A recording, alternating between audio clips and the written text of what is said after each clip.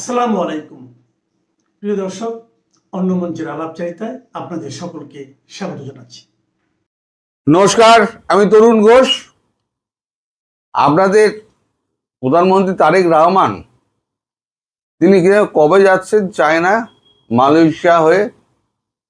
তিনি বোধহয় 21 তারিখ মালয়েশিয়া যাচ্ছেন। সেখান থেকে 22 থেকে 22 তারিখ রাত্রিবেলায় চায়না উড়ে যাচ্ছেন। 23 তারিখ তিনি নামবেন। চায়নায় কার সঙ্গে দেখা করবেন উনি জানেন, কারণ চায়নার যিনি বিদেশমন্ত্রী ওয়াং ই তিনি তো ভারতে আসছেন 23 তারিখ, 22-23 উনি থাকবেন ব্রিক্স নিয়ে কথা বলতে।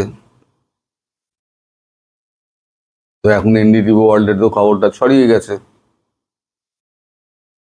আবার 22 তারিখেই আবার পুতিনের সঙ্গে দেখা করতে উনি চলে যাচ্ছেন, মানে জিনপিং চলে যাচ্ছেন রাশিয়া। সেখান থেকে উত্তর কোরিয়া যাবেন কিম জং উনের সঙ্গে দেখা করতে। সেখান থেকে 29 তারিখ ফিরবেন। তাহলে বিদেশমন্ত্রীও রইল না, ওদের প্রেসিডেন্ট উনি তো রইলেন না। তো কার সঙ্গে দেখা করতে যাবেন? কোন রাষ্ট্রীয় তো আমন্ত্রণ পত্র নেই, তাহলে কার সঙ্গে দেখা করতে যাবেন? আমাদের এখানে ব্রিক্সের যেটা বলেছিলাম, যেটা নিয়ে আমাদের মার্কিন যুক্তরাষ্ট্রের এত চিন্তা, ব্রিক্স নিয়ে এই যে এত ঝুঁকে পড়া ভারতের ভেতরে পেছনে, ভারতকে সঙ্গে চাই, সেটা হচ্ছে আরআইসি এবং ব্রিক্স দুটো আটকাতে। আর এই ব্রিক্সের সম্মেলন হচ্ছে এই বছরের শেষে, আর হোস্ট কান্ট্রি হচ্ছে ভারতবর্ষ। তাই এখানে এসে তিনি প্রধানমন্ত্রীর সঙ্গে দেখা করবেন, তিনি অজিত দোভালের সঙ্গে দেখা করবেন, তিনি বিদেশমন্ত্রীর সঙ্গে দেখা করবেনই। এখন যখন দুই মাথা যখন এখানে, এবং শোনা যাচ্ছে যে খুব শিগগিরই, আমি যেটা আগেও আপনাদের বলেছিলাম, শি জিনপিং এবং পুতিন একত্রে ভারতবর্ষে আসবেন। ডেট এখনো ঠিক হয়নি, কিন্তু একত্রে ভারতবর্ষে আসবেন। এটা ব্রিক্সের আগেই হবে, হয়তো সামনের মাস কিংবা তারপরের মাস। দুই রাষ্ট্রপ্রধান এবং আমাদেরও প্রধানমন্ত্রী, তাদের সকলের ডেট ম্যাচ করবে, টাইম ম্যাচ করবে, সেখান থেকে তো ঠিক হয়। তো তার সিকিউরিটি অ্যারেঞ্জমেন্ট আছে, ওই দেশের রাশিয়ার সিকিউরিটি অ্যারেঞ্জমেন্ট, বেজিং এর সিকিউরিটি অ্যারেঞ্জমেন্ট, আমাদের সিকিউরিটি অ্যারেঞ্জমেন্ট। কারণ বিদেশি অতিথি এলে তাদের অন্যরকম সিকিউরিটি সিস্টেম হয়, তো সেগুলো করতে সময় লাগবে। তাহলে তারেক রহমান যাবেন কোথায়? আর একটা কথা হলো, এই এই যে মার্কিন যুক্তরাষ্ট্র এই যে পাশ থেকে সরে যাচ্ছে, আরো ঝুঁকে পড়বে। যখনই দেখবে চায়নার প্রেসিডেন্ট যখনই এখানে চলে এসছেন, পুতিনও চলে এসছেন, তিনি আরো ঝুঁকে পড়বেন, মোদির সামনে হাত পা জুড়ে ফেলবেন। তাহলে তো চায়নারও তো সাপোর্ট পাবেন না। আর পাকিস্তানের কি অবস্থা এই দেখুন। পাকিস্তানের স্বরাষ্ট্রমন্ত্রী খাজা আসিফ তিনি বলছেন আমাদের টয়লেট পেপারের মধ্যে ইউজ করে ফেলে দিয়েছে। আপনাদের যিনি রক্ষাকর্তা, যার সঙ্গে আপনাদের প্রেম, বড় আব্বাকে বলছে, বড় আব্বা তার আব্বাকে বলছে, মানে মার্কিন যুক্তরাষ্ট্রকে, যে আমাদেরকে টয়লেট পেপারের মতো ইউজ করে ছুঁড়ে ফেলে দিয়েছে। তাহলে আপনাদের কি অবস্থা হবে বুঝুন। তবু তো পাকিস্তান কিছুটা কাজে আসতো, আপনারা তো ঘোড়ার ডিমের কোনো কাজেই আসবেন না। এখন ওই আপনাদের আব্বা হুজুরের, মানে পাকিস্তানের এত রাগ কেন? মানে ভেতরে ভেতরে এত ক্ষোভ কেন? সেটা হচ্ছে G7 তাদেরকে ডাকা হলো না। আবার এই যে ইরানের সঙ্গে যে চুক্তি স্বাক্ষর হতে যাচ্ছে, তাতেও পাকিস্তানের নাম নেই। আচ্ছা, G7 কি? Greater economy 7। মালদার পার্টি ওখানে গিয়ে ফুর্তি করে, কথা বলে, মালের কথা হয়, এই বেউসা হবে, ওই বেউসা হবে। আপনারা তো কি বেউসা করবেন? পাকিস্তান, আপনার বড় আব্বার যে আব্বা হুজুর, তার ফাটা পকেট, আপনাদেরও ফাটা পকেট। তো ওখানে তো ভিখারিদের জায়গা নেই, ওখানে মালদার মানুষের জায়গা আছে। ইন্ডিয়ার পয়সা আছে, ইন্ডিয়া যাবে, বিজনেসের কথা বলবে, টাকা ফেলবে, মাল নেবে। ওসব ক্রেডিট লাইন ফাইন হয় না, টাকা ফেলবো, মাল দাও। পাকিস্তানের টাকা নেই, তাই কেউ টাকা দেয় না। আপনাদেরও টাকা নেই, কেউ টাকা দেয় না। তো আপনাদের যদি আব্বা হুজুরের এই অবস্থা হয়, তাহলে আপনাদের কি অবস্থা হবে বুঝতে পারছেন? মার্কিন যুক্তরাষ্ট্র আপনাদের জন্য কি করবে? তবু তো পাকিস্তান আমেরিকার জন্য অনেক কিছু করেছে, তাই আমেরিকা অনেক টাকা পয়সা দিয়েছে। সৌদি আরবের জন্য করেছে, সৌদি আরব টাকা দিয়েছে, দুবাই টাকা দিয়েছে, কাতার দিয়েছে। তাতেও আব্বা হুজুরকে ছুঁড়ে ফেলে দিয়েছে। আর আপনারা তো গোলাম বানিয়ে নিয়েছে, আপনার তো কোনো অসুবিধেই নেই ছুঁড়ে ফেলতে। টয়লেট পেপারও নয়, খবরের কাগজ সাফ করে ফেলে দেবে। আপনাদের জন্য সত্যি মায়া হয়। আপনারা এই পাকিস্তান মনে করেন, পাকিস্তান পাকিস্তান করে চেঁচান, পাকিস্তান আপনাদের বাঁচাবে, তুর্কি নাকি আপনাদের বাঁচাবে। একটা ধমক দেবে মার্কিন যুক্তরাষ্ট্র, ওই এরদোগান না, ও সমুদ্রে ঝাঁপ দেবে, বা 42 তলা যে বিল্ডিংটা হয়, সেই বিল্ডিং এর ওপর থেকে ঝাঁপ দেবে ভয়ের চোটে। আপনাদের পাশে কেউ নেই, কেউ নেই, আশপাশ দেখবেন। আর শেখ হাসিনার ফেরার দিন খুব এগিয়ে আসছে, খুব তাড়াতাড়ি এগিয়ে আসছে। কারণ মার্কিন যুক্তরাষ্ট্র যদি এখানে সদর্থক ভূমিকা পালন করে, তাহলে কিকের পর কিক, কিকের পর কিক, কিকের পর কিক, এই কিকে সব আপনারা বেরিয়ে চলে যাবেন। সেই দিকেই যাচ্ছে আমার মনে হচ্ছে, যেরকম হাবভাব দেখছি। দেখুন আপনারা কি করবেন। এই জামাত, বিএনপি, এরা কি করবে? পৃথিবীর কোথায় যাবে, কোথায় গিয়ে আশ্রয় নেবে? এখনো পর্যন্ত আমেরিকা কিন্তু ওই তারেক রহমানের ওপর থেকে কিন্তু সেই যে ব্ল্যাকলিস্টেড করে দিয়েছে, এখনো কিন্তু তোলেনি, এখনো তোলেনি। প্রধানমন্ত্রী হয়ে গেছে, এখনো তোলেনি। তারে কেউ চেনেই না, পাত্তাই দেয় না। আবার গিয়ে লন্ডনে ওই খুবরি পায়রার খোপে গিয়ে আবার তাকে ঢুকে বসে থাকতে হবে। এত খাল খনন হইল রে, কি হইব? জলই যদি না থাকে, তাহলে খালে জলটা বইব কি করে? জলের জন্য যে দরকার যেটা, সেটা হচ্ছে আপনার এখানে এসে গঙ্গা চুক্তি নিয়ে কথা বলা। আসল জিনিসে আপনাদের মন নেই, আপনারা লোক দেখানো কাজ করেন।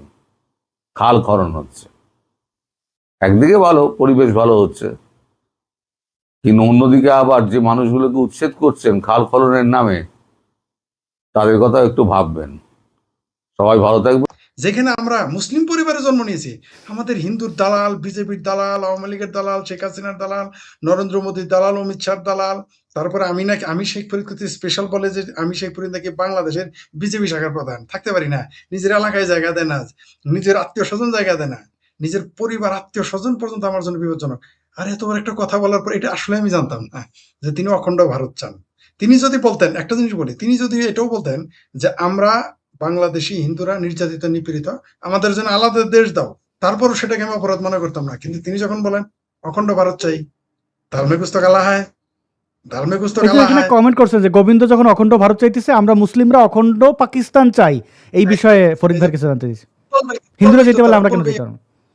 হ্যাঁ, বলতেই পারে যে আবার ব্রিটিশরা যদি কোনো কারণে বলে এটা অখণ্ড ব্রিটিশ ছিল, নিয়ে এই নিবো আবার। নেগেটিভটা তো পিনাকিরি দিয়ে করাই, গোবিন্দর দিয়ে করাইছে যে তুমি অখণ্ড ভারত চাও, আমরা অখণ্ড পাকিস্তান চাই। এক্স্যাক্টলি, হইতে পারে, হইতে পারে। না, আমি কিন্তু অবাক হয়ে গেলাম, এত বড় কথা বলার পরে গোবিন্দ পরমাণিক জামাতের মিটিং এ যায়, গোবিন্দ পরমাণিক মিটিং এ যায়। অথচ আমরা মুসলমান পরিবার থেকে আম করে দেখলে আমাদের পারলেই 70 টুকরা করবে, পাওয়া মাত্র আমাদের 70 টুকরা করবে এই বাংলাদেশি মুসলমানরা। এরা কিছু বলে না। আচ্ছা, এরা ভারতের দালাল বলে না কেন? আমারে বলে, আপনারও মাঝে মাঝে বলে, যদিও আপনারা কেউ কেউ হিন্দুরা গালি দেয়, কিন্তু আপনারও ভারতের দালাল বলে। আপনার একটু কম বলে, আমার তো একেবারে মানে আমার তো সার্টিফিকেট প্রাপ্ত আমি ভারতের দালাল, হিন্দু দালাল। আমার পেলেও তো বাংলাদেশে আমার অবস্থা খারাপ হয়ে যাবে। গোবিন্দ পরমাণবিক এত বড় কথা বললো, তারা নিয়ে কেউ কিছু বললো না। ঘটনাটা কি? দাল মে কুছ তো কালা হায়। জি, অনেক ধন্যবাদ শেখ ফরিদ ভাই। দর্শকরা নিশ্চয়ই বুঝতে পারবেন না আমার উদ্দেশ্য কি, এবং হরিদাস সাহেবকে বলা আছে তিনি যদি কখনই ফরিদ ভাইয়ের সাথে যোগাযোগ করলে হবে সরাসরি, তিনি আমার লাইভে এসে যদি এই উত্তরগুলো দিতে পারেন। আমি এখানে অনেকগুলো ডেটা সামনে আনি নাই, সব কিছু সামনে আনতে নাই, কারণ আমি ওটা নিয়ে তার ভালো এপিসোড করবো আর কি, যেখানে তার অনেক কিছুই প্রমাণ, এইগুলো তো পত্রিকা লিখছে পুলিশের বরাত দিয়ে বা ইনভেস্টিগেট করে, কিন্তু আমার ওইটা হচ্ছে যে বর্তমানের, এবং সেগুলো খুব ভয়ঙ্কর। লেনদেন তো করছেন ভাই, দাদা, লেনদেন তো আপনি করছেন, এবং সেই লেনদেন যে আপনি সব লুকিয়ে ফেলতে পারছেন, ব্যাপারটা কিন্তু এইখানে না। কোথায় কোথায় পাচার করছেন টাকা, মানি লন্ডারিং, আপনার মন্দির তো মন্দির, আপনার মূল যে কোন কোন দেশে কিভাবে পাচার করছেন, কার কার মাধ্যমে, এটা শুধু একটা কথা বললাম, বাকি ওই হিন্টস না দেই। ওকে, টাকার অফার করেন মিয়া, তো যাই হোক, আমি তো আর টা- আর কোনো মানুষ নাই আসাদ নূরকে টাকার অফার করে। আমার খুব মজা আচ্ছা, লাগে, হাসি আসতেছে। বাংলাদেশে হয়েছে হামাসের উপস্থিতি নাকি ইসরায়েলের, বলছে, আমরা এটা জানি না, জেনে আশা করি জানেন আমরা কিছু। এটা নিয়ে আমরা আলাদা পর্ব করবো, এটা নিয়ে আপনাকে আগামী সপ্তাহে বলবো, এটা নিয়ে কথা আমরা এটা নিয়ে বলবো আপনার সাথে, আপনার চ্যানেলে আলোচনা করবো বিস্তারিত। ওকে, এখানে একজন হ্যাঁ, মুসলিম হামাস ভাই একটা ভালো কমেন্ট করছেন, এখানে যারা লাইভ দেখছে তারা কিন্তু ধোকা খাচ্ছে, এটা কিন্তু লাইভ হচ্ছে না, ডিসপ্লে লাইভ করে ভিউ টাকা কামানো হচ্ছে। জি ভাই, আপনি ওই ডিসপ্লের অংশ, আপনি এই কমেন্টটা করেছিলেন আগে, তো পুরনো, মানে আপনি পুরনো জিনিস রেকর্ড করে দেখাচ্ছি, আপনি তখন আমাদের সাথে যুক্ত ভাই, তো টাকাটা ফেরত দিয়ে দিয়েন আর কি, এই টাকা কামাচ্ছি তো, সেই টাকাটা তো আপনিও পাইছেন। মানে কিরকম খেলো, ওই জন্যই যে আপনার ছবিতে বলছিলাম যে যে মানে আমার ছবি দিলে কেউ বলবে এআই, কেউ বলবে জেলখানা থাকলেও বলে আমি বল লাইভ। আপনি কি জানেন আমার একজন লোক কি বলছিল, কয় আজকাল তো জেলখানা থেকেও লাইভ দেওয়া যায়। ঠিক আছে। হুম, যাই হোক, যে যেরকম বোঝে তাই এরকম বিবৃতি দিয়েছে, দিতেই পারে, যার যেটা মনে, বলতে দেন। জি, আমাদের হাসি এটাই। আসে আর নির্বোধদের, যারা এই শেষ কমেন্ট একটা যে কমেন্ট, জি, কি মুটলি কি যেন লিখছেন যে, আসাদ ভাই, আপনি যে সকল তথ্য গোবিন্দদার বিরুদ্ধে দিচ্ছেন, এই সকল তথ্যের কোনো ভিত্তি নেই, আপনি অনেক কিছুই না জেনে উল্টাপাল্টা জনগণের কাছে বলছেন। জি, আপনার মেধা এবং মননের প্রতি শ্রদ্ধা, এটা আরো উর্বর করেন, এবং আপনাদের মতো সমর্থকরা আছেই বলেই তো গোবিন্দরা করে খাচ্ছে আর কি সব। আমরা নাই পীরের ভক্তদের মতো লাইভ দেখাইতেছেন ভিডিও, তারপরও না, বলতেছেন আপনি ভিত্তি নেই। কিভাবে আশা করেন যে মুসলমানদের মধ্যে পিনাকির মুরিদ থাকতে পারলে হিন্দুদের মধ্যে গোবিন্দর মুরিদ থাকবে না কেন? এটা তো আলাদা কিছু না। হিন্দুরা একটু শিক্ষিত, আমাদের এক্সপেকটেশন বেশি, হিন্দু নারীরা পড়াশোনা করতে পারে, তাদের বন্দি করে দেওয়া হয় না, সেখান থেকে একটু মা শিক্ষিত হলে সন্তান শিক্ষিত হবে, সব মাঝে শিক্ষিত হয়েছে বা পারিবারিক শিক্ষা যে সবার থাকবে, ঘিলুর ব্যবহার যে সবাই করবে এমন তো না ব্যাপারটা। রাইট, শিক্ষিত হলে তো ঘিলুর ব্যবহার করে না, ঠিকই বলছেন। আশ্চর্য ব্যবহার, আপনি ঠিকই বলছেন যে পিনাকির ভক্ত যদি মুসলমান হইতে পারে, তাহলে গোবিন্দ পারমাণবিক ভক্ত কেন হবে না? রাইট, রাইট, ঠিকই বলেছেন। আর নামই দিচ্ছি আমি গোবিন্দ পারমাণবিক, এই কারণে তার নাম এটা দিছি আমি, এটা তো জানেন তো। আমি প্রথমে কিন্তু গোবিন্দ পারমাণবিক মানে গোবিন্দ প্রামাণিকের আপনি বিরোধিতা করতেন, আমিও বলতাম না না আসাদ উনি ভালো মানুষ, ভালো মানুষ। পরে তার নাম দিলাম আমি গোবিন্দ পারমাণবিক। হিন্দুদের পক্ষে তার কোনো বিবৃতি নেই, পুরো ভণ্ডামি বক্তব্য। হিন্দুদের পক্ষে আমরা যেভাবে স্ট্রং বক্তব্য দিয়েছি, তার সাথে তার আধাও তিনি, আধা না কোয়ার্টারও কোনোদিন বলেন নাই এই গোবিন্দ না। পারমাণবিক। আজ 19শে জুন, বাঙালি জাতির ইতিহাসের একটি টার্নিং পয়েন্ট। হয়তো অনেকেই ভুলে গেছেন, খোদ আওয়ামী লীগের লোকেরাও হয়তো ভুলে যেয়ে থাকবেন, অনেকেই। কিন্তু ইতিহাসে এই দিনটার তাৎপর্য এবং গুরুত্ব অসাধারণ। 1968 সালে তৎকালীন পাকিস্তান সরকার 8 জানুয়ারি একটি প্রেস নোট প্রকাশ করে বলে, ভারতের আগরতলায় একটি ষড়যন্ত্র হয়েছে, সেখানে সিএসপি অফিসাররা, রাজনৈতিক নেতৃবৃন্দ এবং সেনাবাহিনীর কিছু কর্মকর্তা সদস্যরা রাষ্ট্রদ্রোহিতায় লিপ্ত হয়েছে, পূর্ব পাকিস্তানকে বিচ্ছিন্ন করার রাষ্ট্রীয় অপরাধের সঙ্গে জড়িত হয়েছে। তাই তাদের বিরুদ্ধে ষড়যন্ত্রের অভিযোগে 131, 120 ক দণ্ডবিধি আইনের ধারায় মামলা শুরু হয়। এই মামলার তদন্তে 35 জনের বিরুদ্ধে অভিযোগপত্র দাখিল করা হয়। প্রধান আসামি করা হয় শেখ মুজিবুর রহমানকে। বলা হয় তিনি ভারতের সঙ্গে যোগাযোগ করে পূর্ব পাকিস্তানকে বিচ্ছিন্ন করার রাষ্ট্রদ্রোহিতার কাজ করেছেন। প্রথম দিকে সিদ্ধান্ত হয় কোর্ট মার্শাল হবে, সেখানে বিচার হবে। কোর্ট মার্শালে বিচারের প্রক্রিয়ার থেকে সরে যায় 1970 সালের নির্বাচনের কথা মাথায় রেখে। এরপর কুর্মিটোলা ক্যান্টনমেন্টে সুরক্ষিত একটি বিচার আদালত গঠন করা হয়। সেখানে শুরু হয় শেখ মুজিব, রুহুল কুদ্দুস, তৎকালীন ক্যাপ্টেন, পরবর্তীতে colonel Shawkat, sergeant Zahirul Haque, commodore Moazzem সহ 35 জনের বিচার। সেই বিচার প্রক্রিয়ায় আমাদের দুর্ভাগ্য হচ্ছে সেদিন সেই বিচার প্রক্রিয়ায় বাঙালিরাও সম্পৃক্ত হয়েছিল। বিচার প্রক্রিয়ায় বিচারক হিসাবে সেদিন অবাঙালি এস.এ. রহমান আর 2 জন বাঙালি এম.আর. খান এবং মকসুমুল হাকিম বিচারক হন। এই 3 সদস্য বিশিষ্ট একটি ট্রাইব্যুনাল গঠন করা হয়। তড়িঘড়ি করে ফৌজদারি কার্যবিধিকে সংশোধন করে সেই ট্রাইব্যুনাল গঠন করা হয়। শেখ মুজিবের পক্ষে আসেন প্রখ্যাত ব্রিটিশ আইনজীবী টমাস উইলিয়াম। তাকে সহায়তা করেন বাংলাদেশের আইনজীবী আব্দুস সালাম খান, আতাউর রহমান খান এবং তাদের কনিষ্ঠ জুনিয়র ছিলেন ব্যারিস্টার এম আমিরুল ইসলাম।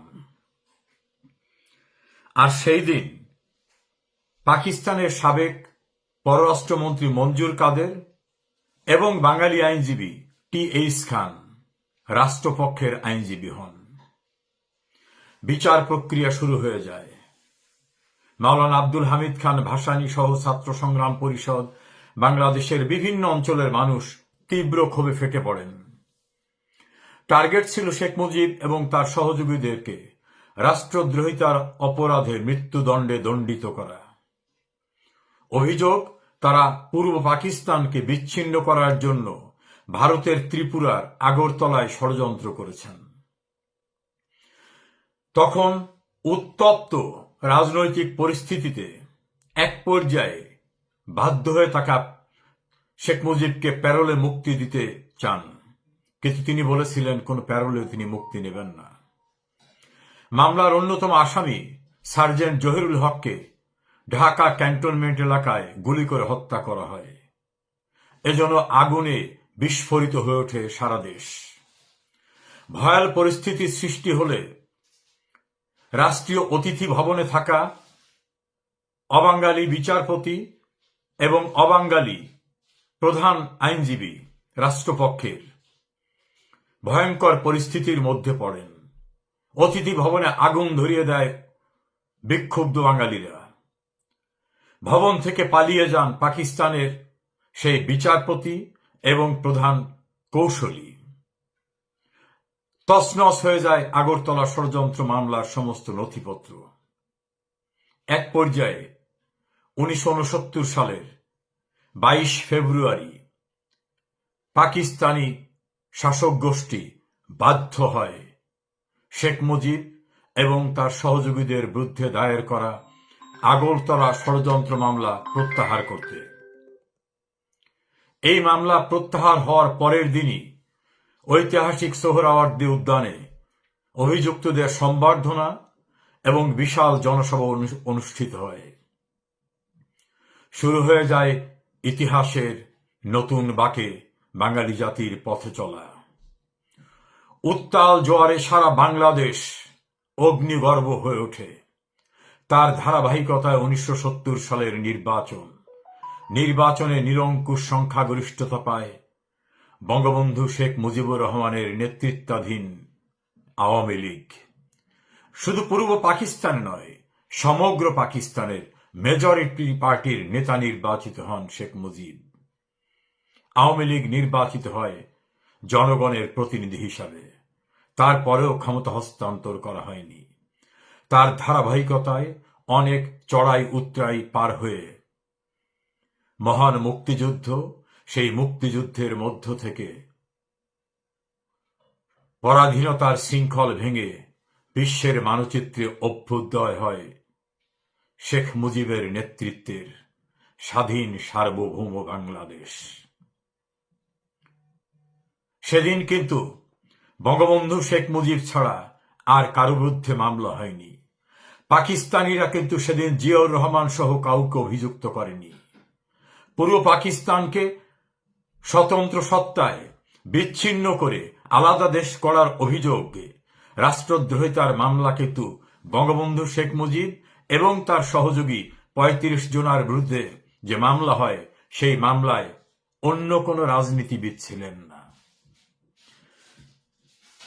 ৮ জন সিভিল কর্মকর্তা সহ অন্যান্যরা, তার ভিতরে 2 জন সিএসপি অফিসার, তাদের গ্রেফতার করা হয়। কর্নেল শওকত পরবর্তীতে ডেপুটি স্পিকার হয়েছিলেন। সার্জেন্ট জহুরুল হক ইতিহাসের এক বর পুত্র, কমোডর মোয়াজ্জেম, যার নামে আমি পিরোজপুরে স্মৃতিসৌধ করে দিয়েছি। এভাবেই বাংলাদেশের গোড়াপত্তনের যা কিছু তার সূচিত হয় বঙ্গবন্ধুর ৬ দফা থেকে, ধারাবাহিকতার মধ্য থেকে ৬৯-এর গণ অভ্যুত্থান। জীবন উৎসর্গ করেন সার্জেন্ট জহুরুল হক। নিশ্চিত মৃত্যু হবে জেনেও প্যারোলে মুক্তি না নিয়ে বাঙালির অধিকার এবং স্বাধিকারের প্রশ্নে দৃঢ়তা ধারণ করে থাকেন বাঙালি জাতির সর্বকালের সর্বশ্রেষ্ঠ সন্তান, সাম্প্রতিক কালের শুধু নয়, সর্বকালের মহামানব বঙ্গবন্ধু শেখ মুজিবুর রহমান। হয়তো আওয়ামী লীগের অনেকেও 19শে জুনের টার্নিং পয়েন্টের কথা মনে রাখে না। এই দিনটা ছিল অগ্নিগর্ভ হয়ে ওঠার দিন, যেদিন আনুষ্ঠানিকভাবে বিচার শুরু হয়েছিল বঙ্গবন্ধু শেখ মুজিব এবং তার সহযোগীদের বিরুদ্ধে ঢাকার কুর্মিটলা ক্যান্টনমেন্টে। সেদিনও দালালি করেছিল 2 বাঙালি ট্রাইব্যুনালের বিচারক হয়ে, এবং 2 বাঙালি সেদিন রাষ্ট্রপক্ষের আইনজীবী হয়ে। আমি পরম শ্রদ্ধা ভরে স্মরণ করি Thomas William, advocate Abdus Salam খান, অ্যাডভোকেট আতাউর রহমান খান, এবং শ্রদ্ধা জানাই তাদের কনিষ্ঠতম আইনজীবী ব্যারিস্টার এম আমিরুল ইসলামকে। এটাই তো ইতিহাস, ইতিহাসের টার্নিং পয়েন্ট। পরাভব মানেন নাই বঙ্গবন্ধু কোনোদিন। তার কন্যা শেখ হাসিনাও অবদমিত হন না। ইতিহাসের বাঁকে বাঁকে এমন অধ্যায় অতিক্রম করতে হয়েছে জীবনের ঝুঁকি নিয়ে। জীবন দিতে হয়েছে বঙ্গবন্ধুকে সপরিবারে। মৃত্যুর মুখোমুখি হতে হয়েছে শেখ হাসিনাকে বারবার। 19 জুন বাঙালি জাতির ইতিহাসের টার্নিং পয়েন্টের একটি ঐতিহাসিক অধ্যায়ের সূচনা হয় আনুষ্ঠানিক বিচার পর্বে, যে বিচার পর্ব পাকিস্তানিদের জন্য কাল হয়ে দাঁড়িয়েছিল। বাঙালি পরাভব মানেনি। পরম শ্রদ্ধায় স্মরণ করি আমাদের তরফ থেকে যে উগ্রতা আমরা দেখাচ্ছি, এই উগ্রতার জন্য প্রবলেম হচ্ছে, এবং ইসরায়েলি অ্যাম্বাসেডর যে কথাটা বলেছে এইসবকে নিয়ে তার চাচ্ছে যে ইন্ডিয়াকে আরো প্রভোকেট করুক, যেন ইন্ডিয়া এখানে একটা ইন্টারভেনশন করে কোন ধরনের। এই ইন্টারভেনশন করলে Pakistanis will not come, the Turkish will not come, এইসব একটা আন্তর্জাতিক খেলা খেলতে চাচ্ছে এইখানে এই এখন, বিকজ মিডল ইস্টে they have lost, the Israelis have lost. ইসরায়েলের অবস্থা খুবই খারাপ। ইউনুস হলো একটা চামচা, চামচা, is a fraudster, total fraud. আমি ওর ফ্রডের কথা কি বলবো। ওরা এরকম একটা পরিস্থিতি করেছিল যে বাংলাদেশে কিছু অংশ নিয়ে, ইন্ডিয়ান কিছু অংশ নিয়ে, মায়ানমারের কিছু অংশ নিয়ে একটা নতুন খ্রিস্টান রাষ্ট্র তারা করতে চেয়েছিল, যেরকম তারা ইন্দোনেশিয়াতে ইস্ট তিমর যেরকম তারা করেছিল। তো ওই ধরনের একটা পরিকল্পনা ছিল, and Yunus was the kingpin. আমি এই কথাটা মানতে রাজি না কোনোভাবে, যে জনগণের ইসে শেখ হাসিনার পতন হয়েছে। নো, শেখ হাসিনার কোনো পতন স্বতন হয় নাই। শেখ হাসিনা প্রাইম মিনিস্টারকে আর্মি গায়ের জোরে ওনাকে বাংলাদেশ থেকে সরিয়ে দিল্লিতে বসিয়ে দিয়েছে, এরাই নিয়ে গেছে। শেখ হাসিনা কন্ট্রোল করেছিল। এই ধরনের প্রভোকেশন থাকলে বাংলাদেশের সার্বভৌমত্ব এবং অখণ্ডতা আমরা বজায় রাখতে পারবো না। You have to understand this, because geopolitical game একদম ভিন্ন ধারায় চলছে। দেখেন, এর আগে যিনি ছিলেন, আহ, ওনার নাম ছিল আহ, নাওর জিলন। উনি অগস্ট 2024-এ উনি অ্যাম্বাসেডর ছিলেন। উনি তখনও কনসার্ন, ওদের কনসার্ন, হামাসের কনসার্ন বলেন নাই। উনি তখন যেটা বলেছিলেন যে বাংলাদেশে হিন্দুদের উপরে নির্যাতন চলছে, ওদের মন্দির ভাঙ্গা হচ্ছে, অমুক হচ্ছে, তমুক হচ্ছে। এইটার পরে এখন বলেছে, এই যে নতুন আজার যিনি আছেন রাষ্ট্রপতি আমাদের, উনি এইটা, আপনি টাইমিংটা দেখবেন যে টাইমিংটা কি আছে। ওনার মন্তব্যটা হচ্ছে যে অক্টোবর 7, 2023-এ যে ঘটনা ঘটেছিল ইন ইসরায়েল, যেটাকে নিয়ে হামাসে এই যে মারামারি, জেনোসাইড, কিলিংস যেগুলি হয়েছে, এইগুলি উনি ওইখান থেকে টানছেন। অলসো রিমেম্বার 2024 অগস্টে আগের যিনি ছিলেন ওনার কথাটা। কথা হচ্ছে যে বাংলাদেশকে ওনারা বেসিক্যালি একটি টেরোরিস্ট দেশ বা রাষ্ট্র আখ্যায়িত করছেন। অগস্ট 2024-এ রিমেম্বার যে আমাদের এখানে একটি রিজিম চেঞ্জ অপারেশন হয়েছিল অগস্ট 2024-এ। তখন এইসব মন্তব্য তারা করেছিল।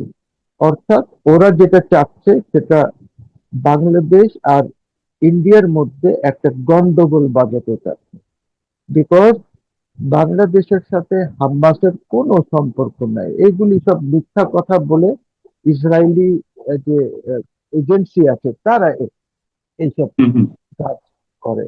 তো আমি পার্সোনালি এইটাকে বেশি গুরুত্ব দিচ্ছি না, দিতেও চাই না। তবে আমি যেটা মনে করি সেটা হলো যে বাংলাদেশের একটা অফিসিয়াল স্টেটমেন্ট যাওয়ার দরকার, প্রতিক্রিয়া দরকার এইটার উপরে। বিকজ বাংলাদেশ সবসময় প্যালেস্টাইনের পক্ষে কথা বলেছে, সবসময়, আজকে না, আগে গোড়াই বলেছে। ইভেন আমরা 17 বছর শেখ হাসিনার সময় প্যালেস্টাইনের কথা বলেছি, আমরা তারপরেও প্যালেস্টাইনের কথা বলেছি।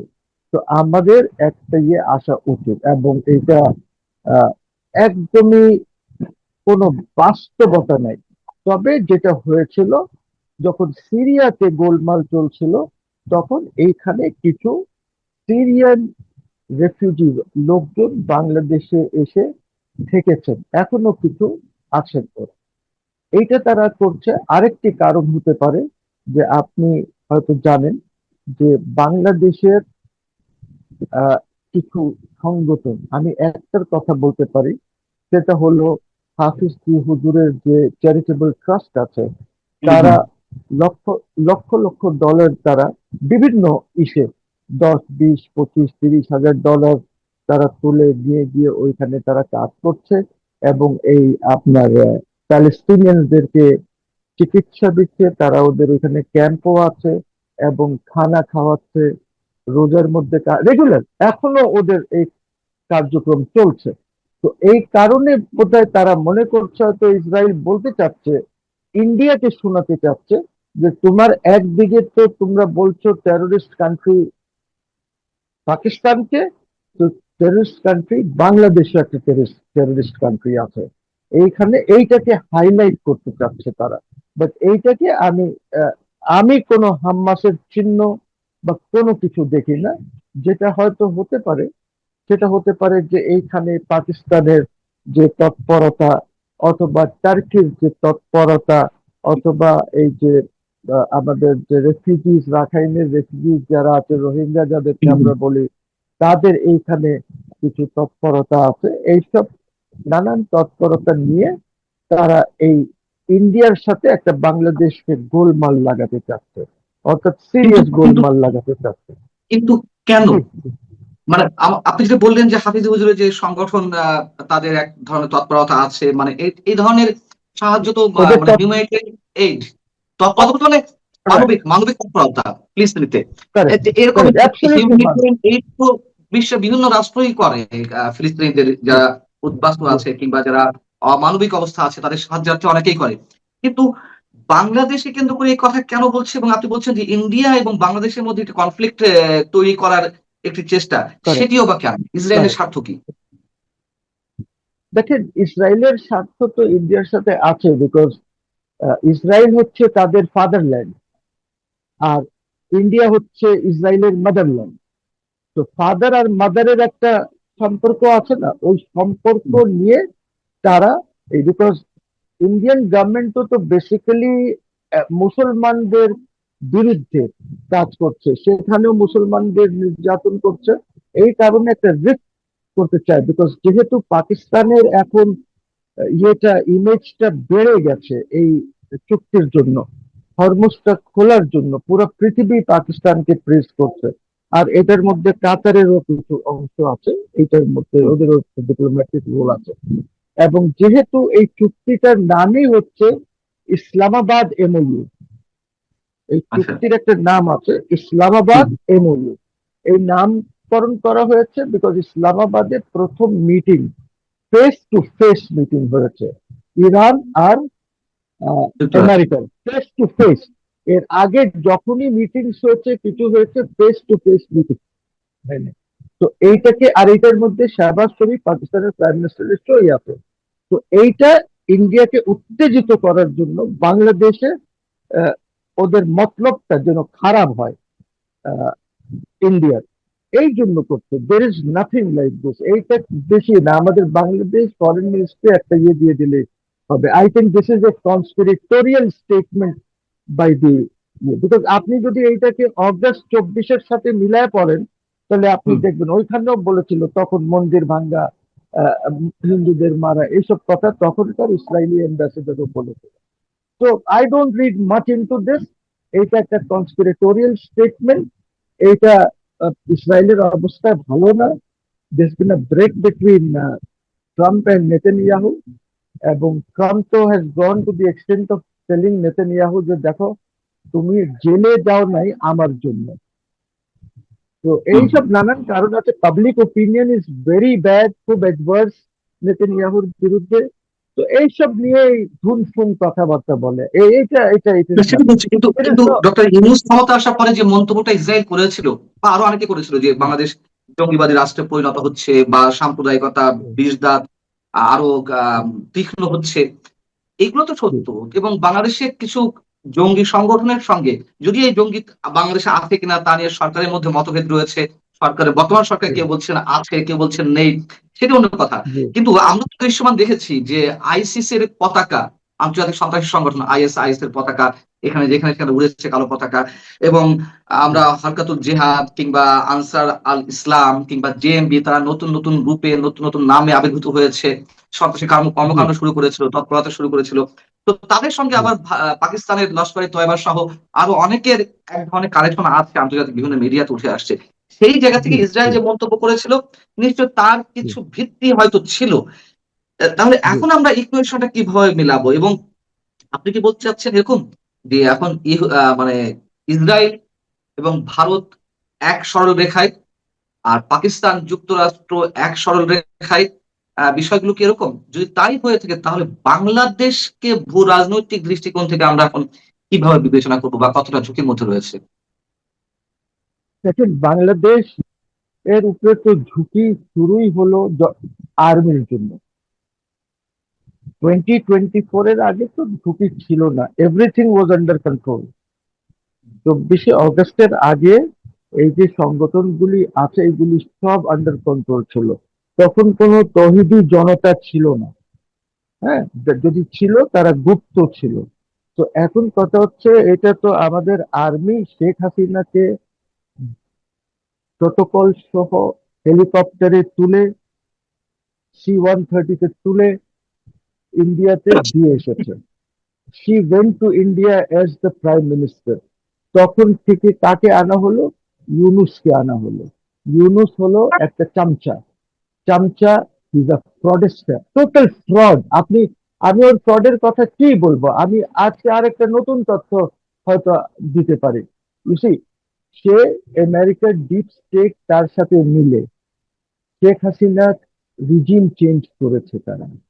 এই রিজিম চেঞ্জ অপারেশনের পরে ওরা এরকম একটা পরিস্থিতি করেছিল যে বাংলাদেশে কিছু অংশ নিয়ে, ইন্ডিয়ান কিছু অংশ নিয়ে, মায়ানমারের কিছু অংশ নিয়ে একটা নতুন খ্রিস্টান রাষ্ট্র তারা করতে চেয়েছিল, যেরকম তারা ইন্দোনেশিয়াতে ইস্ট তিমর যেরকম তারা করেছিল। তো ওই ধরনের একটা পরিকল্পনা ছিল, and Yunus was the kingpin. Yunus এই জন্য করিডোর দেবে, ওর সাথে খলিল মলিল এরা সব ছিল। তো প্রশ্ন হচ্ছে এইখানে যে এইটা এখন কিছুটা বাধাগ্রস্ত হয়েছে, যেমন করিডোরটা আর্মি করতে দেয়নি। তো আর্মি শেখ হাসিনাকে সরিয়ে যে ভুলটা করলো, আমি এই কথাটা মানতে রাজি না কোনোভাবে, যে জনগণের ইসে শেখ হাসিনার পতন হয়েছে। নো, শেখ হাসিনার কোনো পতন স্বতন হয় নাই। শেখ হাসিনা প্রাইম মিনিস্টারকে আর্মি গায়ের জোরে ওনাকে বাংলাদেশ থেকে সরিয়ে দিল্লিতে বসিয়ে দিয়েছে, এরাই নিয়ে গেছে। শেখ হাসিনা কন্ট্রোল করেছিল, শেখ হাসিনার সময় ইকোনমি ভালো ছিল। আমি বলছি না, এটা রিক্সা আলাদা বলে। আমি তো শেখ হাসিনার বিরুদ্ধে অনেক কথা বলেছি, অনেক স্টেটমেন্ট আছে, অনেক আন্দোলন আছে, সবকিছু আছে। কিন্তু এখন আমি এই যে 2-2.5 বছরে দেখলাম, দেখেন আমাদের জনগণের প্রবলেমটা হচ্ছে কি, ওরা ঠিক অ্যাসেসমেন্ট করতে পারে না, অ্যাসেসমেন্টে ভুল করেছে। তারপরে উনি কিভাবে লাগালো ইন্ডিয়ার সাথে। ইন্ডিয়ার সাথে তো আমার ওরকম কোনো সমস্যা ছিল না। উনি এসে বলল সেভেন সিস্টার্স, চিকেন নেকে, ইউনুস আসার সাথে সাথে বে অফ বেঙ্গল, হেন তেন নানান কথা উনি বললেন। এখন আবার এই যে পাটওয়ারি 2-3 দিন আগে আবার একটা কথা বলেছে।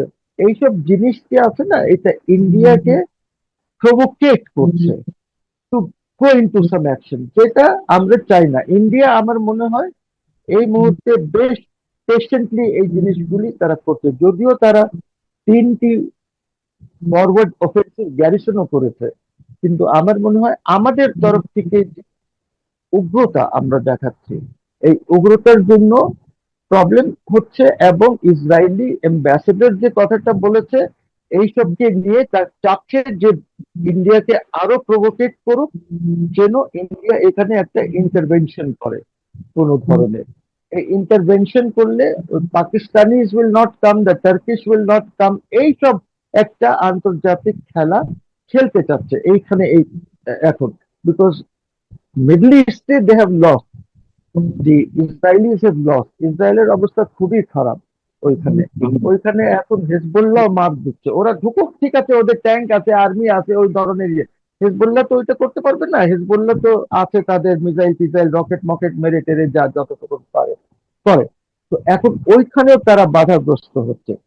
বিকজ আপনার দেখেন, আমাদেরকে একটা জিনিস বুঝতে হবে যে কিছু কিছু দেশ আছে যে সিভিলাইজেশনাল দেশ, অর্থাৎ ওইসব দেশে পুরান সিভিলাইজেশন চলে আসছে। যেরকম পাকিস্তানে আপনার ইন্ডাস ভ্যালির সিভিলাইজেশন একটা আছে, যেটা আমরা জানি মহেঞ্জোদারো, ট্যাক্সিলা। ইন্ডিয়াতে ওরকম ওই ধরনের সিভিলাইজেশন নেই। বাট ইন্ডিয়াতে যেটা আছে, মহামানব হয়েছেন ইন্ডিয়াতে, যেমন সিদ্ধার্থ, বুদ্ধা যাকে আমরা বলি, বা মহাবীর, জৈন, যারা জৈন আছেন, ওই রিলিজন যারা, এরা মহামানবী বলতে হবে এদেরকে। তো ওদেরও একটা ইয়ে আছে। সিমিলারলি আপনার চাইনা ইজ এ সিভিলাইজেশনাল কান্ট্রি, ওদের একটা অনেক পুরান সভ্যতা আছে ওদের।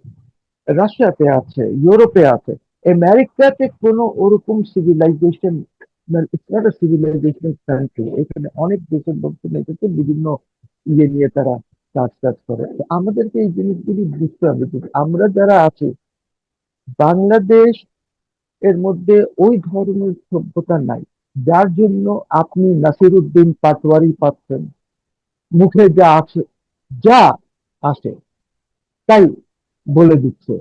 এটা কি করছে? ইন্ডিয়াকে প্রভোগ করছে, আওয়ামী লীগকে প্রভোগ করছে, বিএনপি কে প্রভোগ করছে, ইভেন জামাতকেও প্রভোগ করছে। These are problem. আমাদেরকে এটা থেকে বেরিয়ে আসতে হবে, নাহলে পান্না, আই টেল ইউ, এই ধরনের প্রভোকেশন থাকলে বাংলাদেশের সার্বভৌমত্ব এবং অখণ্ডতা আমরা বজায় রাখতে পারবো না। You have to understand this, because geopolitical game একদম ভিন্ন ধারায় চলছে এখন। আমরা এটা বুঝতেই পারছি না কোনোভাবে। কিন্তু আন্ডারস্ট্যান্ড, দেখেন আপনি ইন্ডিয়াকে যত কথাই বলেন, India is a mid level power, আর এইখানে ইটস এ ডমিনেন্ট পাওয়ার এই south Asian রিজনে।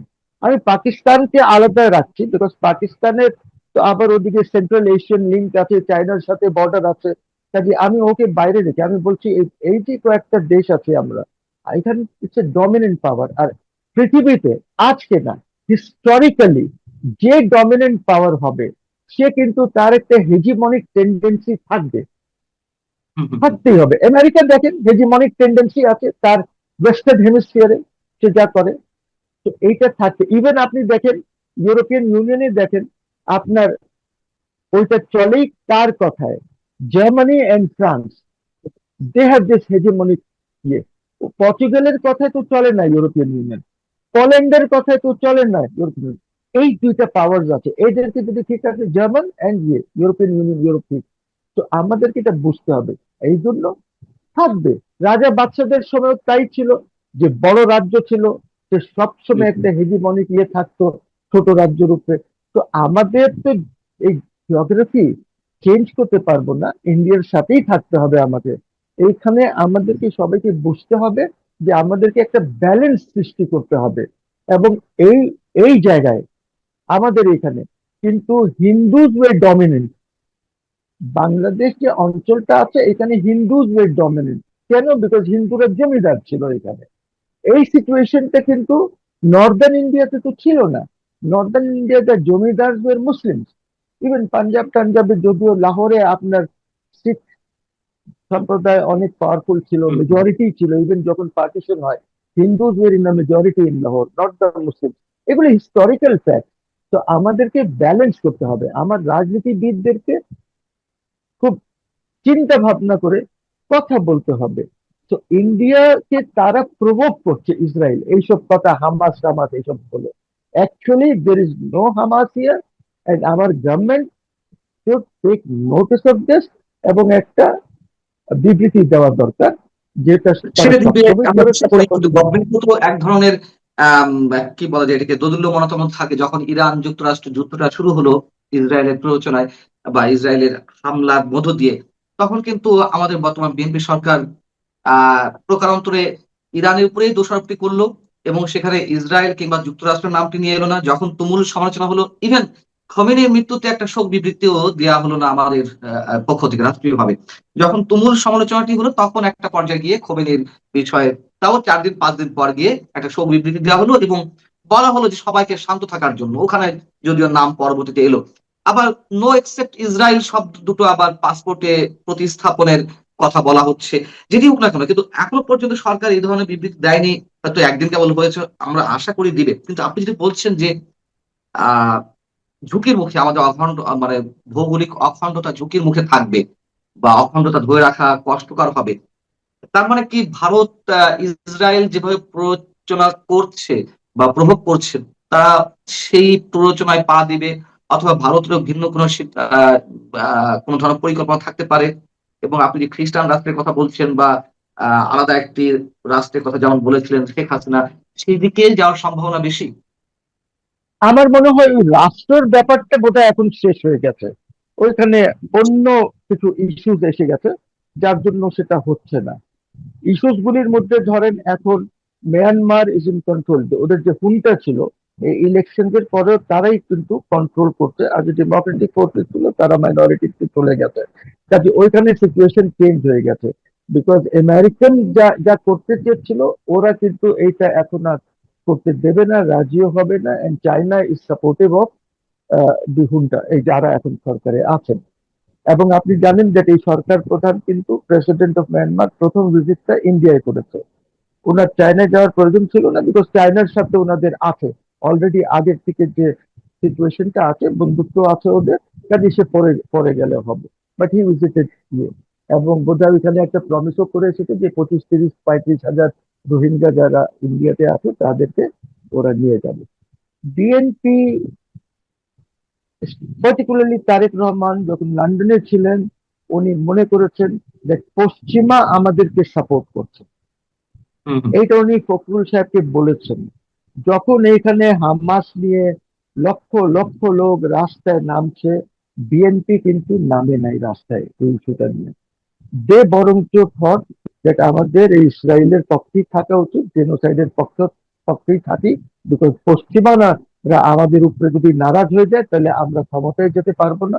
Because Tarique Rahman সাহেবের বিএনপির মেন ইস্যু ইজ ক্ষমতা, ক্ষমতায় যেতে হবে। শেখ হাসিনা ইজ আউট, এখন ক্ষমতায়। আপনি দেখেন ইউনূস সরকার আসার 7 দিনের মধ্যে থেকে তো তারা শুরু করে দিয়েছিল, ইলেকশনের কথা বলেছে, খুব বড় মিটিং করেছিল পল্টনে, ইফ ইউ রিমেম্বার, ইউনূস সাহেব টেক ওভার করার 7 দিনের মধ্যে। হ্যাঁ, সিমিলারলি আপনি দেখেন ইসের কি বলে, এই যে আপনি বললেন খোমেনির ব্যাপার, তারপরে আপনি ওই যে বাংলাদেশকে যখন হরমুজ থেকে আসতে দিচ্ছে না, বাংলাদেশের জাহাজকে আসতে দিচ্ছে, যে জাহাজ বাংলাদেশে আসছে না ওই জাহাজ অন্য কোথাও যাচ্ছে, তারপরে যে বাংলাদেশ শুনে আটকায় দিচ্ছে, because we were supporting the Americans, আমরা আমেরিকানের বলায় আছে। তো এই কারণে এইসব সুযোগ নিচ্ছে ইসরায়েল। বিকজ ইসরায়েলের তো দেখেন আপনি ইসরায়েল এখানে ধর মিডল ইস্টে তাদের কি আছে, ইউএই হলো ওদের front, it's an outpost actually, let me call it N outpost of Israel, ঠিক আছে। আর ইন্ডিয়া হচ্ছে এইখানে ইসরায়েলের একটা আউটপোস্ট। আপনি দেখেন মুসলমানদের ঘর বাড়ি ভাঙ্গা বুলডোজার দিয়ে, এইটা হলো ইসরায়েলের যে প্লে বুক আছে ওই প্লে বুক থেকে নিয়ে করেছে। ইসরায়েলি যেরকম প্যালেস্টাইনের ঘর বাড়ি উড়িয়ে দিচ্ছে, অমুক করছে তমুক করছে, দে স্টার্টেড দিস, মসজিদ উড়িয়ে দেওয়া, ওই বলেছে যে এরা সব বেআইনি কনস্ট্রাকশন করেছে এই নামে, শুধু মুসলমানদের ঘর বাড়ি ভাঙা। You see, this is out of the Israeli playbook. তো কোয়েশ্চেন ইজ ইসরায়েল ওইটাই ম্যানিপুলেট করছে যে এইখানে যদি ইন্ডিয়া যদি বাংলাদেশে কিছু গোলমাল করতে পারে বা ঢুকে যেতে পারে বা বাংলাদেশ দিয়ে নিতে পারে, বা তাহলে হবে কি দেখ এইখানে পাকিস্তান টার্কি এইগুলির কোনো ইয়ে থাকবে না, উইচ ডে ঠিক এই জন্যই হামাস টামাস বলতেছে, Hamas is no business in Bangladesh, এইগুলি সব বেকার কথা। And এই গভর্নমেন্টটা বুঝতে পারছে না, এই গভর্নমেন্ট এত বেশি ইসের পক্ষে চলে গেছে যে তারা যে নতুন ওয়ার্ল্ড অর্ডার হচ্ছে, ইউ সি, আপনার old world order is totally collapsing. আমার শেষ প্রশ্ন যে তাহলে এখন আমরা কোন অবস্থানে দাঁড়িয়েছি এবং কি করা উচিত? ইসরায়েল যদি প্রভোগ করে ভারতকে, ভারত সেই প্ররোচনা প্ররোচিত হয়, বা আমাদের এখান থেকে যে এক ধরনের উস্কানি আবার চীনের দিকে ঝুঁকে পড়া, পাশাপাশি মার্কিন যুক্তরাষ্ট্রে, আমরা একেবারে শেষ পর্যায়ে যদি আপনি এক লাইনে বলেন যে আসলে কি হতে যাচ্ছে, আমাদের কি করা উচিত? আমাদেরকে প্রভোকেশন বন্ধ করা উচিত। এই নাসিরউদ্দিন মাটওয়ারিদের মতন লোকজন যে প্রভোকেশন করছে, দিস মাস্ট স্টপ ইমিডিয়েটলি, বা গভর্নমেন্ট থেকে যারা করছে, দিস মাস্ট স্টপ একদম, absolutely, totally.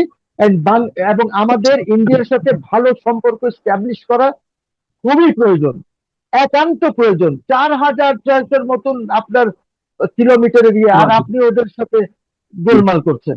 they must have proper এখন ধরেন যিনি এসেছেন নতুন high commissioner, I am sure he will play a better role, because he is not a diplomat, ওনার তো চাকরি নাই, চাকরি নিয়ে চিন্তা নাই, একটা কালচারাল লোক।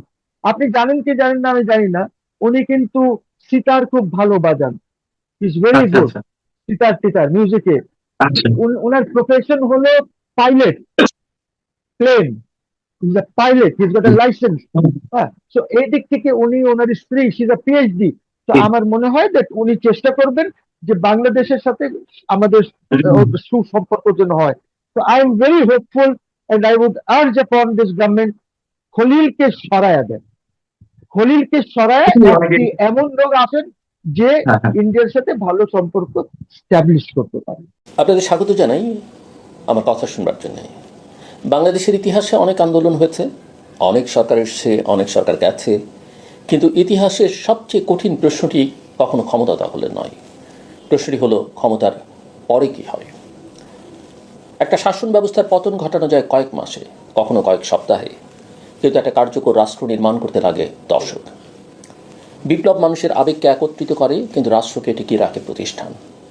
আর প্রতিষ্ঠান গড়ে ওঠে ধৈর্য, দক্ষতা, জবাবদিহিতা এবং রাজনৈতিক প্রজ্ঞার উপর।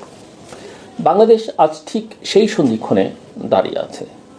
আমরা প্রতিদিন সংবাদপত্রে নানা বিচ্ছিন্ন ঘটনা দেখি, কোথাও বেকারত্ব নিয়ে উদ্বেগ, কোথাও অপরাধ বৃদ্ধি, কোথাও স্থানীয় পাতি নেতাদের দৌরাত্ম্য, কোথাও অগ্নিকাণ্ড, কোথাও সামাজিক অস্থিরতা। সাধারণত আমরা এগুলোকে আলাদা আলাদা সমস্যা হিসেবে দেখি, কিন্তু রাষ্ট্রবিজ্ঞানের ভাষায় এগুলো আলাদা সমস্যা নয়, এগুলো একই রোগের বিভিন্ন উপসর্গ। সেই রোগের নাম রাষ্ট্রের সক্ষমতার সংকট। সাম্প্রতিক পরিসংখ্যান অনুযায়ী দেশে বেকারের সংখ্যা 26,60,000-এরও বেশি বলে উল্লেখ করা হচ্ছে বিভিন্ন সূত্রে। সংখ্যাটি প্রথম দৃষ্টিতে বড় মনে হলো, আসল সমস্যার সংখ্যার আকারে নয়। আসল সমস্যা হলো এর সামাজিক অভিঘাত। American political scientist Samuel Huntington বলেছিলেন, রাজনৈতিক স্থিতিশীলতা নির্ভর করে কেবল অর্থনৈতিক প্রবৃদ্ধির উপর নয়, নির্ভর করে প্রতিষ্ঠানগুলো সেই পরিবর্তনকে ধারণ করতে পারছে কিনা তার উপর। যখন সমাজ দ্রুত পরিবর্তিত হয় কিন্তু প্রতিষ্ঠানগুলো পিছিয়ে থাকে, তখন অস্থিরতা জন্ম নেয়। বাংলাদেশের বর্তমান বাস্তবতা অনেকাংশে সেই তত্ত্বের সঙ্গে মিলে যায়।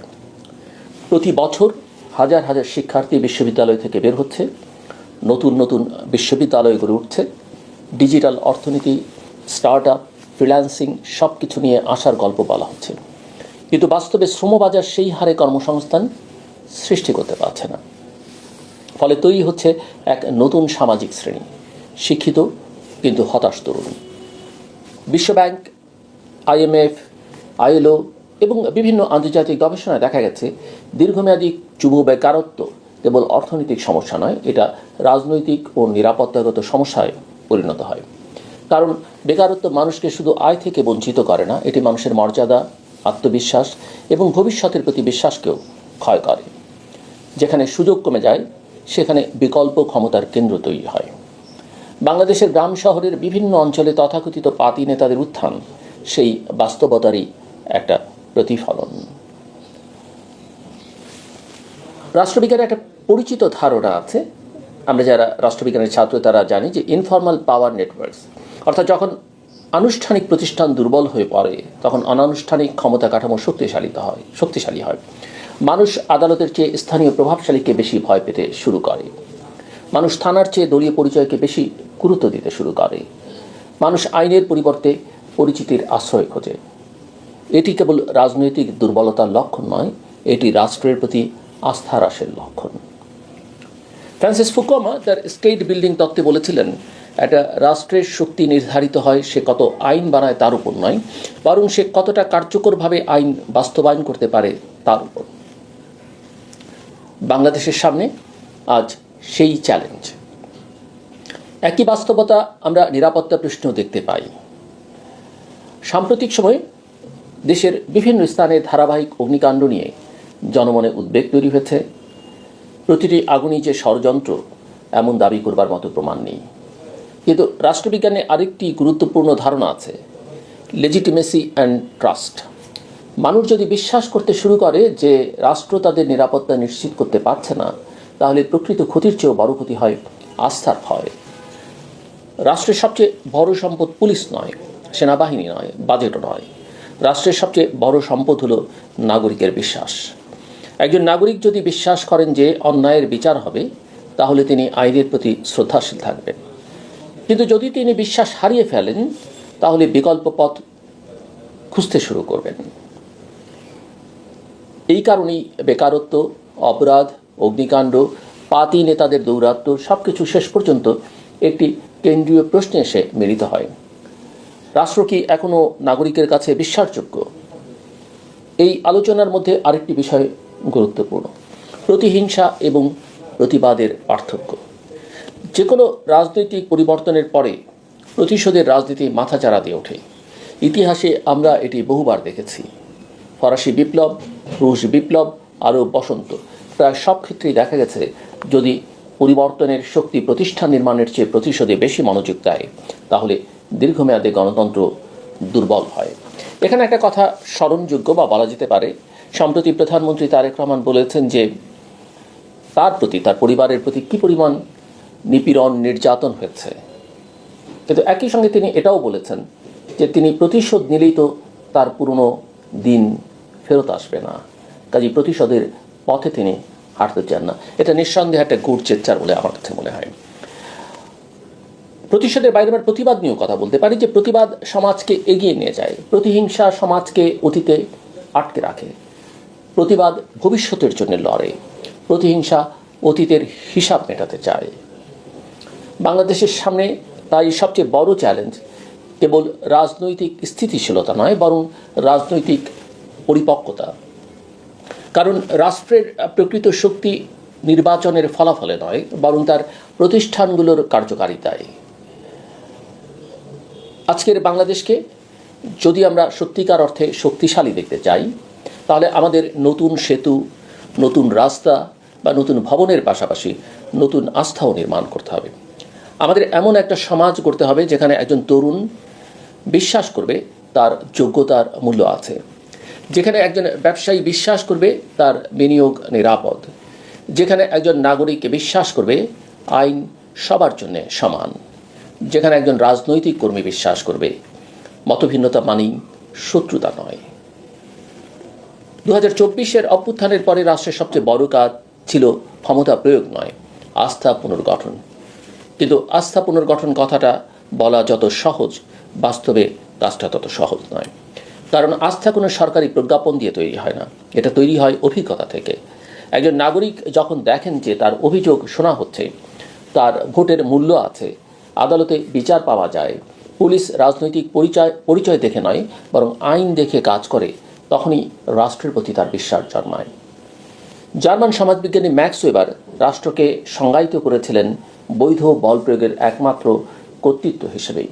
কিন্তু আধুনিক রাষ্ট্রের অভিজ্ঞতা আমাদের আরেকটি শিক্ষা দিয়েছে, কেবল বল প্রয়োগ রাষ্ট্রকে টিকিয়ে রাখতে পারে না, রাষ্ট্রকে টিকিয়ে রাখে বৈধতা। আর বৈধতা আসে জনগণের সম্মতি ও বিশ্বাস থেকে। ইতিহাসে আমরা দেখেছি অনেক রাষ্ট্র অর্থনৈতিকভাবে শক্তিশালী ছিল, কিন্তু আস্থার সংকটে ভেঙে পড়েছে। আবার অনেক রাষ্ট্র সীমিত সম্পদ নিয়েও টিকে গেছে, কারণ নাগরিকরা বিশ্বাস করত যে প্রতিষ্ঠানগুলো তাদের পক্ষে কাজ করছে। সুতরাং রাষ্ট্রের প্রকৃত শক্তি তার বাজেটের আকারে নয়, নাগরিকের বিশ্বাসের গভীরতায়।